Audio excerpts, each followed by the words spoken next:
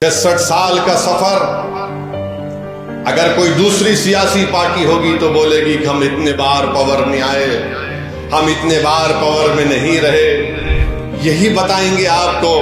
मगर हम ये कहते हैं कि 66 बरस के सफर में हमने कई हुकूमतों को देखा जिन्होंने मंजलिस से टकराया मगर मंजलिस बाकी रही, उनको अल्लाह ने शिकस्त दिया।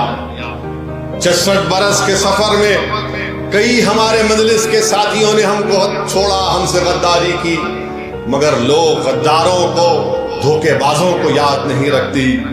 अवाम याद रखती है अपनी जमात को, अवाम याद रखती है अपनी सियासी ताकत को, अपने इत्तेहाद को।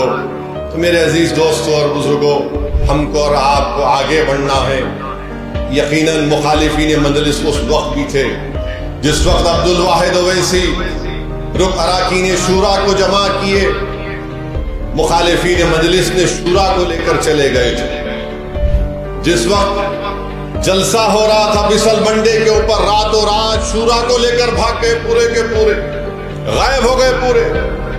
तो अब्दुल वाहिद ओवैसी रहमतुल्लाह अलैह ने आवाम से कहा कि मैं आपसे नामजदगी चाहता हूं, मैं आपसे इजाजत चाहता हूं।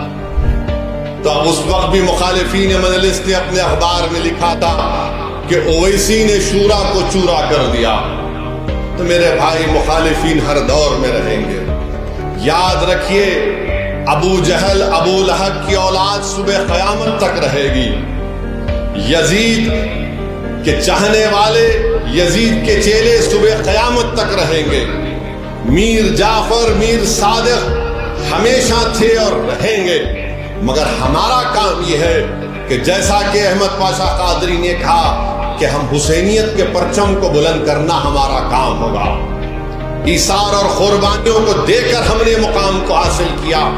हमने कोई चमन में चलकर या पब्लिक गार्डन में चलकर यहां तक नहीं पहुंचे। हम खाक और खून के दरियाओं से गुजरना पड़ा, जेलों में बैठकर अपनी मजलिस की कामयाबी के लिए दुआएं करनी पड़ी, पुलिस की लाठियां खानी पड़ी, तब जाकर अल्लाह ने हमको मुकाम दिया। तो मेरे अजीज दोस्तों और बुजुर्गों, मेरी इज्जतदार माँ और बहनों, मजलिस इत्तेहादुल मुस्लिमीन के सफर को हमको और आपको लेकर आगे बढ़ना है।